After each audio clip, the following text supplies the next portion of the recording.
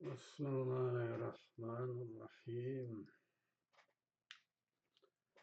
Assalamu alaikum. Aziz ve muhterem Şarkı Türkistanlık qarindaşlarım. Bugün tuyuqsuzla qarşınıza chiqib qoldim. Bir necha minut vaqtingizni olaman faqat. Ko'p gapim yo'q. Bu yangi vaziyat haqida bir necha biz gap qilay dedim men bu xalqning qatorida. Türk muloyizchilarning muloyizlardan bir qancha nusxa anglab baktım. Bazı qarashlarım o'xshab ketishi mumkin, ba'zilari o'xshamaydi. Bu şu 2 günden beri yuz berayotgan İran-İsrailiya to'qinishi haqida bir necha gap. O'xshamaydigan taraflarim hali muhim deb qarayman. Shunga o'xshaydigan taraflarni mustasno qilgan holda o'xshamaydigan qarashlarimga diqqatinglarni qaratsanlar deyman. Bu işte İsrailiyaning derdi İranning yadro programı. Yani İran'ı yurtib olish g'arzi yo'q. Shundaqla Büyük İsrailiya projesinin chegiralari sirtida İran. İran'dan aladigan tuprog'i yo'q. Eğer İran yadro programıdan vaz kechsa, İsrailiyaning İran bilan derdi tugaydi. İranning İsrailiya düşmanligi faqatla saxta ko'rinish. O'tir Sharqda islom ellarining lideri mavqesini ko'zlaydigan doimiy kun tartibda turayotgan bir siyosiy maqsadi var İranning. İslam ellarining nazariga ilinish uchun bir İsrailiya düşmanligi yaratilgan. Sunni bir düşmanlik.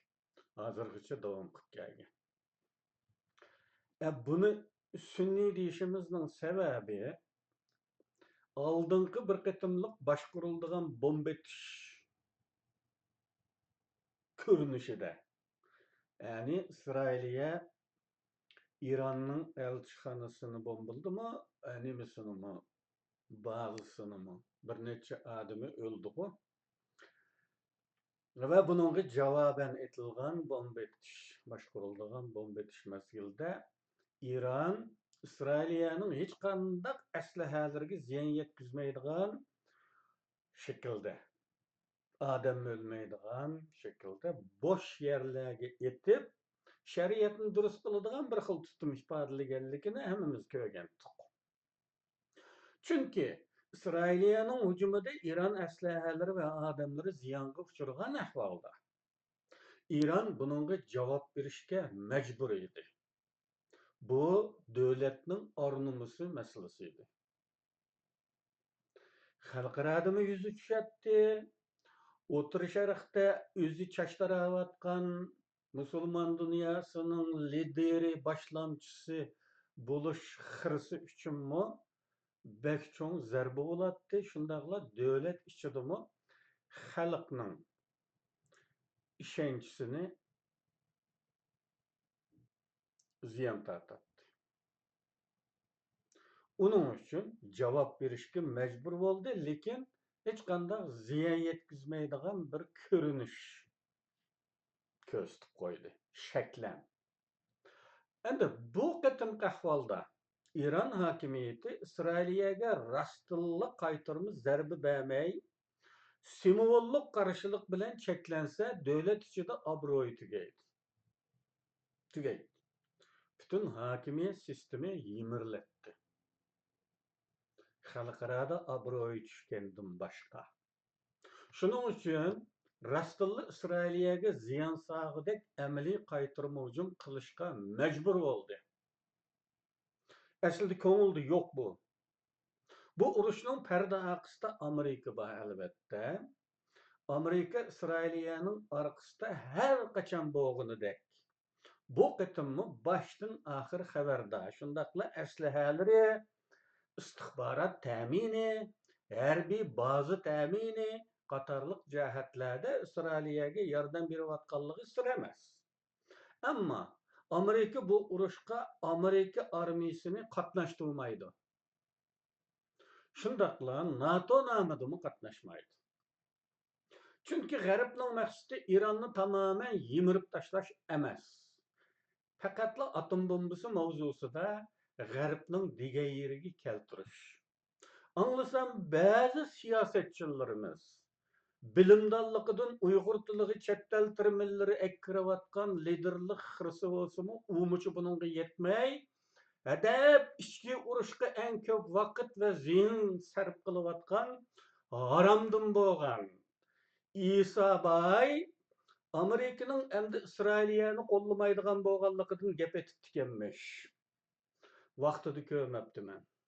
Shuni deb qo'yayki, agar Amerika İsrailiyani qo'llamasa, ne bir tiyin, ne bir tal o'q yordam qilmaydigan shaklda tashlaversa, dunyo xaritasi boshqadan siziladigan cho'ng o'zgarishlar maydoniga keladi. Bu o kadar cho'ng ish, qarindoshlar. Yani bunun ta'tirisini desek, Amerika hech qachon Isroiliyani tashlab etmaydi. Yani Amerika o'zi bo'yin turibdi. Bir davlatni tamoman yimirib tashlash osmonda turib beg'iloldigan ish emas. Buning uchun cho'qim quruqliq armiyasi ishlatilmay bo'lmaydi. Her ikki davlatning bir-biriga qarta ishg'ol plani yoki niyati yo'q. Havadan bo'ladigan hujumlar orqali faqatla iqtisodni chekindirish, harbiy kuchni ojizlatishni mumkin bo'ladi. İran hokimiyati xalqaroning emas, o'z xalqining nafratini qozongan bir hokimiyat. Shuningga qarab, ba'zilar İranning ichki qismida ichki qalaymiqonchilik, hatto hokimiyatning almishishini keltirib chiqaradigan o'zgarishlarning bo'lishini faraz qilishmoqda. Bu farazning ma'lum asosi bordek ko'rinayotgan bo'lishiga qaramay, ikkinchi bir xil ehtimollik mavjud.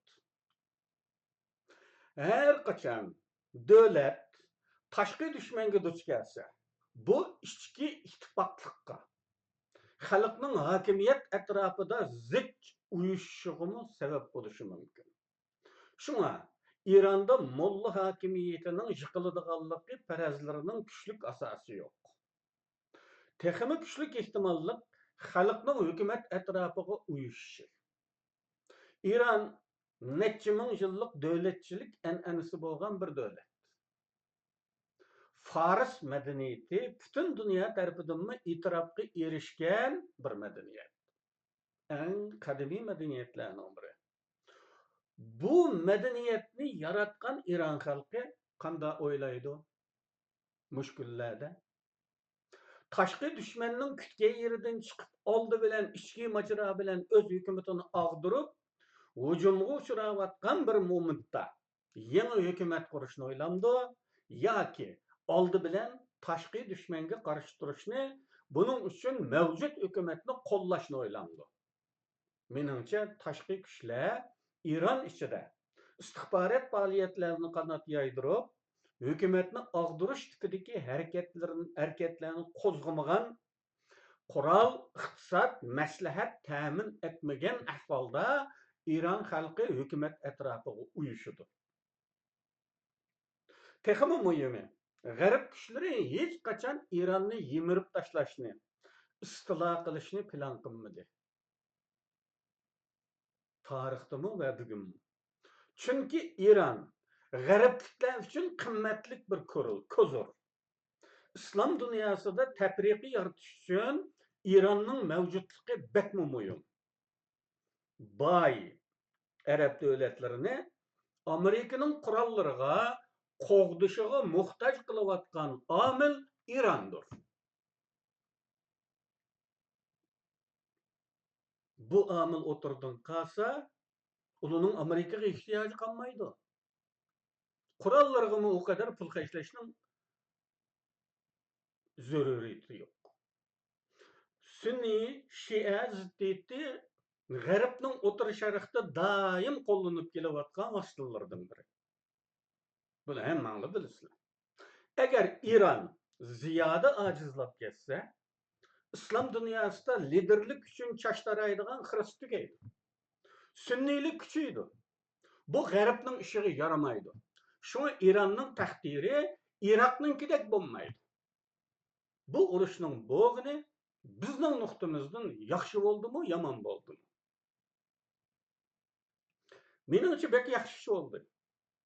Bu urushning bir mezgil davom qilishini tilayman. Gerçi her iki taraftan begona fuqarolardanmi o'lish yaralanish bo'ldigan echinishli ahvollarning saqlangani bo'lmasin. Bu urushning bo'g'ini yaxshi bo'ldi.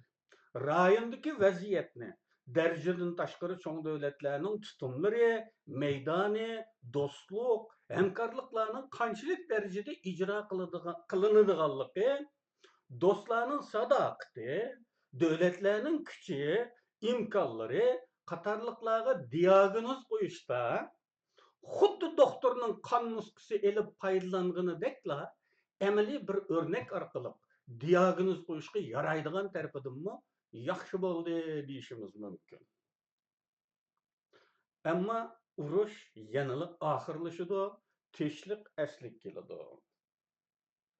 Bu urushda G'arb Sharq sifatida ikki lagerga aylanib çoğun uruşqa aylanıp ketiş haqqidagi farazlarning asosi yo'q.